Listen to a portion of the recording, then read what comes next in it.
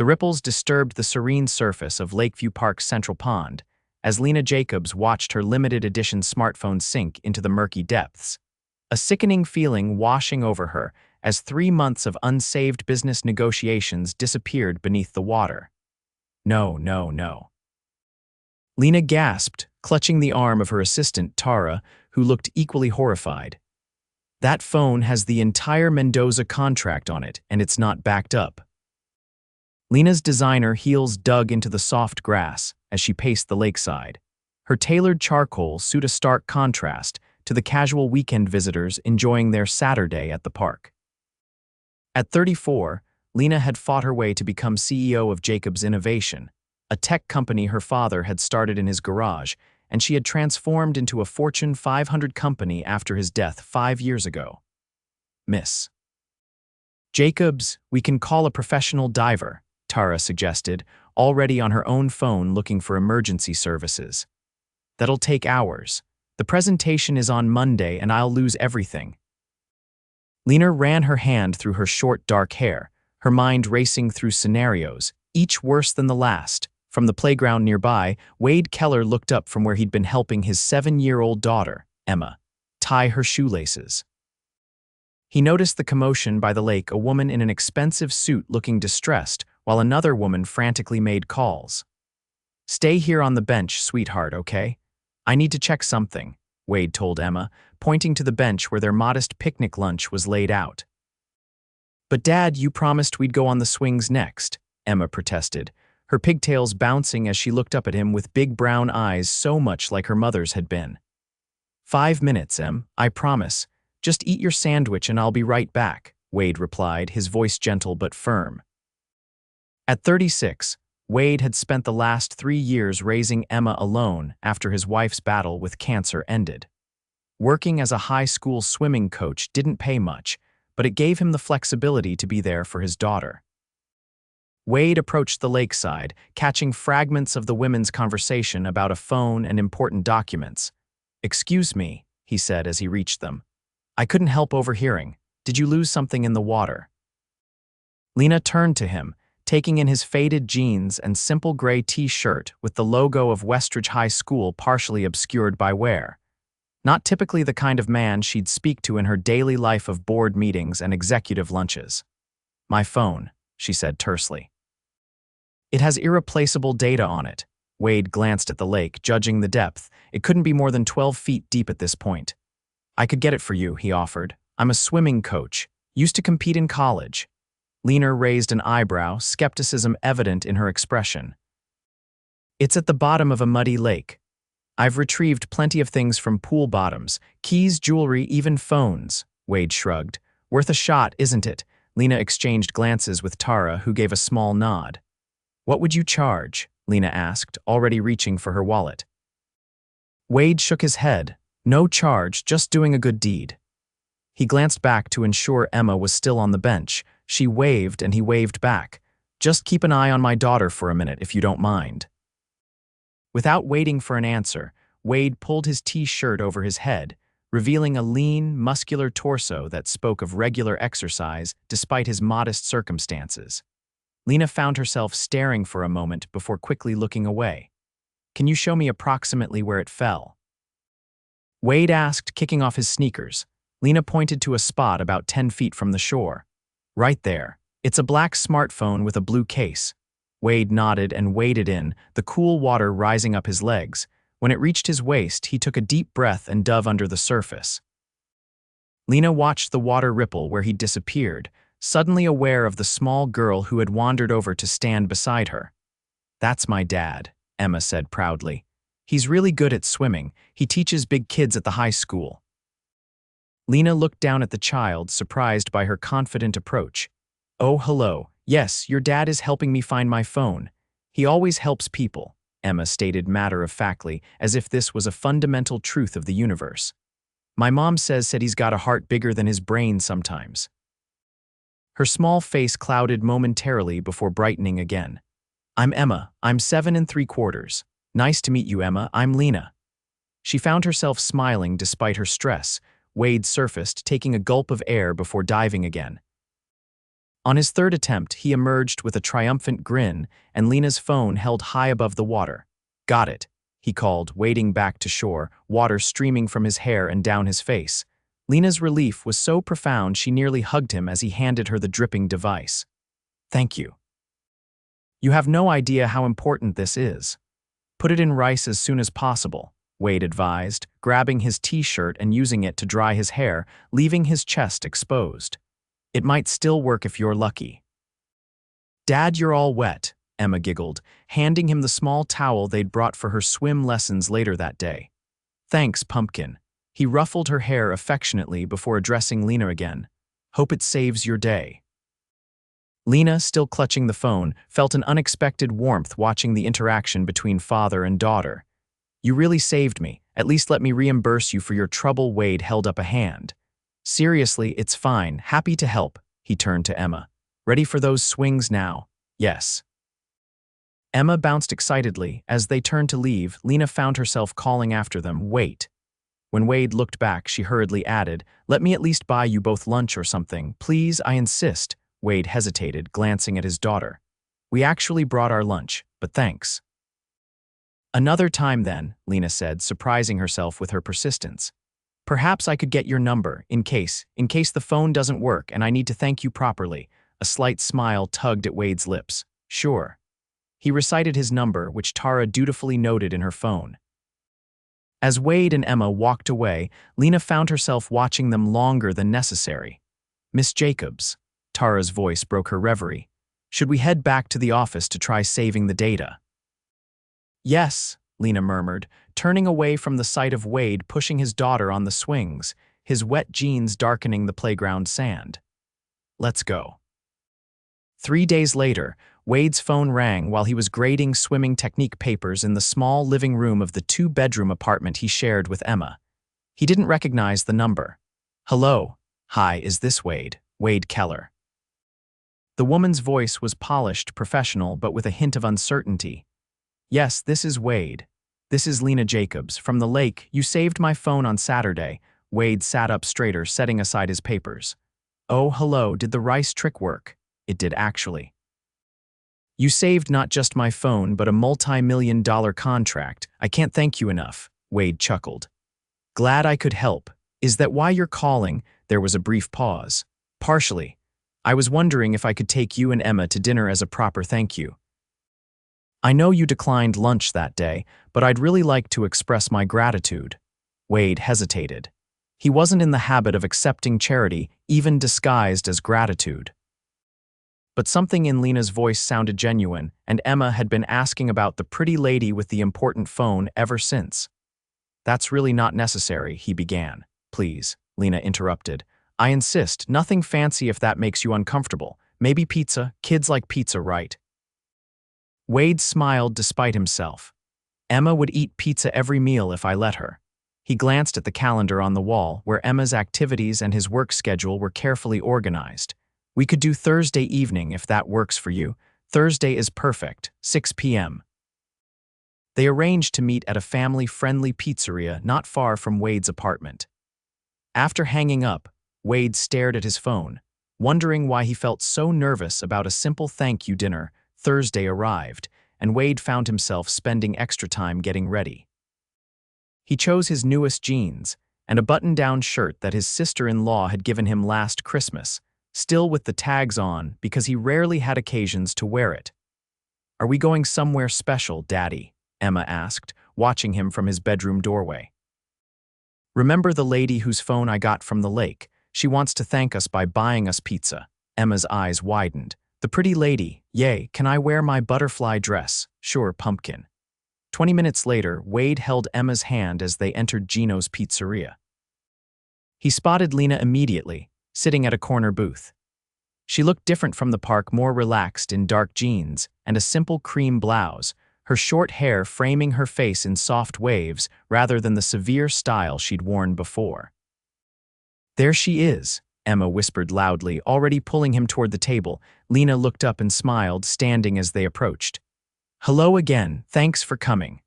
"Hi, I'm wearing my butterfly dress because it's special," Emma announced, twirling to display the purple garment. Lena laughed, the sound warm and genuine. It's beautiful and butterflies are my favorite. Really, mine too. Emma slid into the booth beside Lena before Wade could direct her to sit beside him. Sorry, Wade said with a sheepish grin. She's not usually so forward. I don't mind at all, Lena assured him, looking perfectly comfortable with Emma beside her.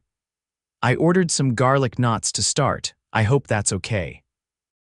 Dinner progressed easily with Emma dominating the conversation, telling Lena about school, her swimming lessons, and her collection of stuffed turtles. Wade occasionally tried to rein her in, but Lena seemed genuinely interested, asking follow-up questions and laughing at Emma's 7-year-old logic. During a lull when Emma became occupied with the children's activity sheet the restaurant provided, Lena turned her attention to Wade. So, high school swimming coach, how did you get into that? Wade took a sip of his soda. I swam competitively through college, had Olympic trials on the horizon actually. Lena's eyebrows rose. Seriously, what happened? Life, Wade said simply with a glance at Emma. Met my wife Sarah in my senior year. Got married young. Emma came along and then Sarah got sick. He lowered his voice. Cancer. She passed away 3 years ago. Lena's expression softened with genuine sympathy. I'm so sorry. Wade nodded his acknowledgement. Coaching lets me set my own hours mostly. Be there for Emma. It's not glamorous, but it works for us.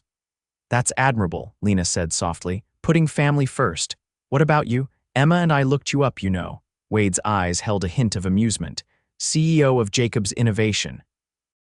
Pretty impressive, Lena laughed. You Googled me. Emma was curious about the phone lady. Turns out you're kind of a big deal. I just took over my father's company when he died, Lena said, a shadow crossing her face. He built it from nothing. I'm just trying not to run it into the ground. From what I read, you've tripled the company's value in 5 years. That's more than just keeping it afloat. Lena looked genuinely surprised that he'd researched her so thoroughly. It's been my whole life, she admitted. Sometimes I wonder what I'm missing, though. Her gaze drifted to Emma, who was carefully coloring inside the lines of her activity sheet, tongue sticking out in concentration. Wade noticed the look and felt a strange connection with this woman who seemed so different from him on the surface. It's not too late, you know, he said quietly. For whatever you think you're missing.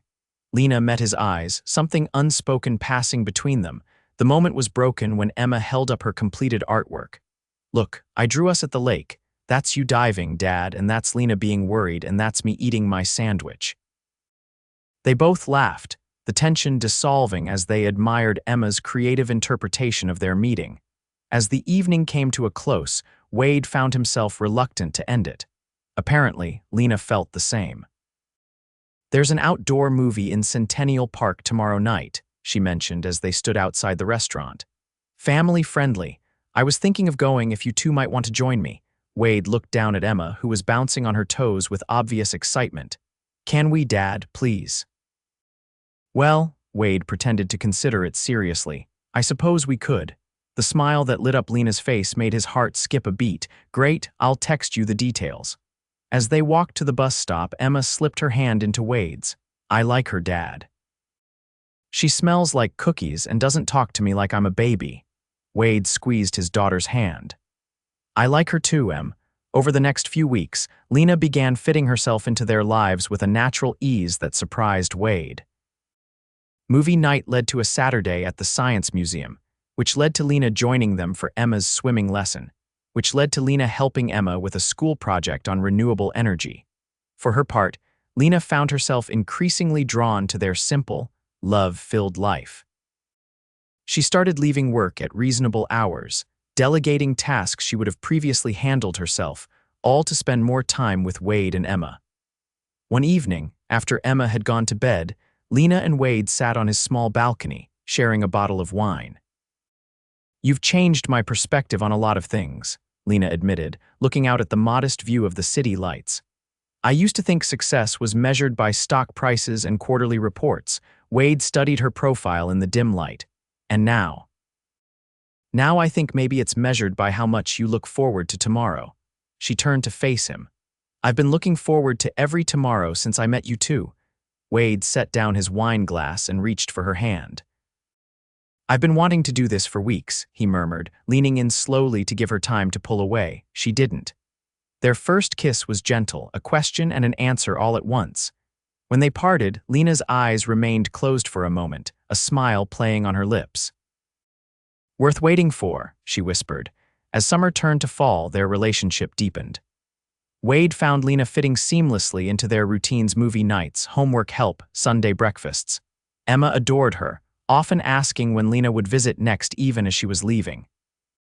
Lena, for her part, discovered joys she'd never anticipated, helping Emma practice her spelling words, teaching her to make her grandmother's chocolate chip cookies, watching Wade coach his swim team with patience and encouragement that made her admire him more each day. But their worlds were still separate in many ways. Wade had yet to attend any of Lena's corporate events, and she hadn't introduced him to her social circle. He understood a high school coach wasn't exactly the partner her colleagues would expect for a powerful CEO, but the knowledge still stung sometimes. The issue came to a head in October, when Lena mentioned an upcoming charity gala her company was sponsoring. "It's the biggest event of the year for us," she explained as they prepared dinner in his kitchen, Emma setting the table nearby.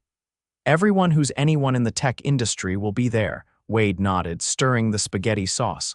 "Sounds impressive." Lena hesitated, then took a deep breath. "I'd like you to come with me," Wade's hand stilled on the wooden spoon. "As your date, of course as my date," Lena replied, a hint of defensiveness in her tone. "Why else?" Wade chose his words carefully, aware of Emma's presence. "You've never asked me to any work functions before." "I guess I assumed you preferred keeping those parts of your life separate." Lena's face fell. "Is that what you think, that I'm ashamed of you or something? Are you going to a party?" Emma piped up, looking between them. "A fancy adult party," Lena confirmed, seizing the distraction. "With uncomfortable shoes and boring conversations." Emma wrinkled her nose. "Sounds terrible," Wade chuckled, tension momentarily broken. "Finish setting the table, Em." When Emma had moved to the dining area, Wade turned back to Lena. "I didn't mean to imply anything, it's just, your world is very different from mine. Designer clothes, exclusive events. I teach teenagers how to improve their backstroke." Lena stepped closer, placing a hand on his chest. "My world was empty before you and Emma. I don't care what anyone thinks, I want you there, as my date. As the man I'm in love with." Wade's eyes widened slightly. It was the first time either of them had used the word love. "You love me?" he asked softly. "So much it scares me sometimes," Lena admitted. "Is that okay?" Wade's answer was to pull her into his arms, kissing her deeply until Emma's disgusted "Ewa, gross," broke them apart, both laughing. The night of the gala arrived, and Wade stood in front of his mirror, adjusting the bow tie of the tuxedo Lena had insisted on buying him despite his protests. "You look like a prince, Daddy," Emma said from his doorway, where she was waiting with Mrs. Gomez, their elderly neighbor who was babysitting. Wade turned with a self-conscious smile. "I feel more like a penguin." The doorbell rang, and Emma raced to answer it, with Wade and Mrs. Gomez following. Lena stood in the hallway wearing a stunning emerald gown that made Wade momentarily forget how to breathe. "Wow," was all he managed. Lena's eyes traveled over him appreciatively. "Wow yourself, Coach Keller." Emma circled Lena, touching the silky fabric of her dress. "You look like a mermaid, but with legs."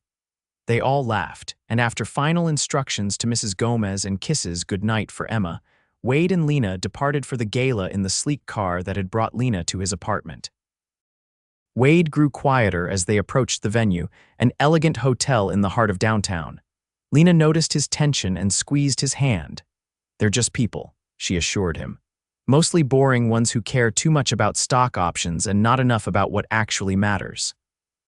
"What does matter?" Wade asked, genuinely curious about her answer. Lena's expression softened. "Family, love, finding someone who will dive into a lake for you without hesitation." Wade leaned across the seat to kiss her, feeling some of his anxiety dissolve.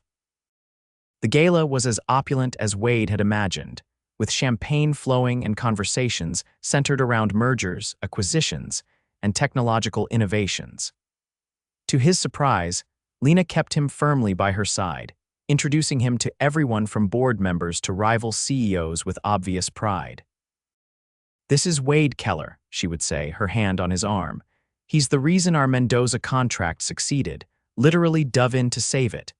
People seemed charmed by the story, and Wade found himself relaxing as the evening progressed. During a lull in the socializing, Lena led him to a quiet corner.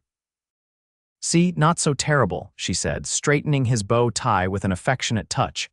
"I'm starting to think you might actually be proud to be with me," Wade teased, though there was a hint of genuine wonder in his voice. "Wade." Lena's tone turned serious.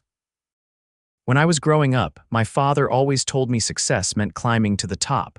It wasn't until I met you that I realized the view isn't worth much if you're standing up there alone." She took his hand, pressing it to her heart. "You and Emma, you've changed everything for me." Wade pulled her closer. "I love you," he said simply. "Both the high-powered CEO and the woman who sits on my couch in sweatpants helping Emma with her math homework." Their moment was interrupted by a sharp voice behind them. "Lena, darling, there you are." They turned to find an elegantly dressed older woman approaching, her expression critical as she assessed Wade. "Mother," Lena said, her posture stiffening slightly. "I didn't know you were coming tonight." "Clearly," the woman replied, her gaze still on Wade. "Aren't you going to introduce me to your friend?" "Wade Keller, this is my mother, Lena Jacobs." "Mother, this is Wade, my boyfriend." Wade extended his hand. "Pleasure to meet you, Mrs. Jacobs." Vivian took his hand briefly. "And what do you do, Mr. Keller?" Before Wade could answer, Lena interjected, "Wade is a swimming coach at Westridge High, former Olympic hopeful. He has a daughter, Emma, who's absolutely wonderful." Vivian's eyebrows rose fractionally. "How interesting. And does Emma's mother share your enthusiasm for Lena?" The temperature between them seemed to drop several degrees. Wade cleared his throat. "My wife passed away 3 years ago." "I see." Vivian's expression softened marginally.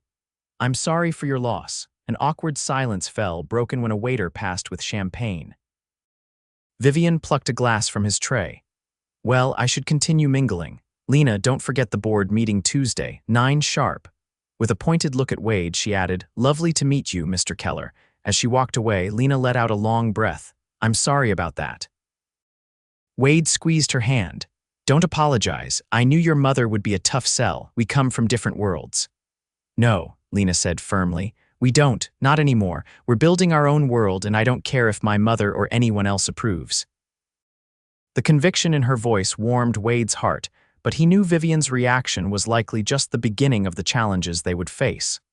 Later that night, as they walked hand in hand toward Wade's apartment building, Lena stopped suddenly. "Move in with me," she said. Wade blinked in surprise. "What? You and Emma move in with me?"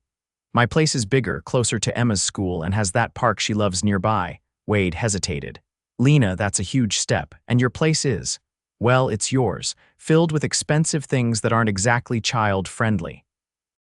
"Things," Lena emphasized. "Just things. We can child-proof, redecorate, whatever needs to happen. I want to wake up with you every morning. I want to help Emma get ready for school. I want us to be a real family." The word family hung in the air between them, weighted with meaning. "You've really thought about this?" Wade asked, searching her eyes.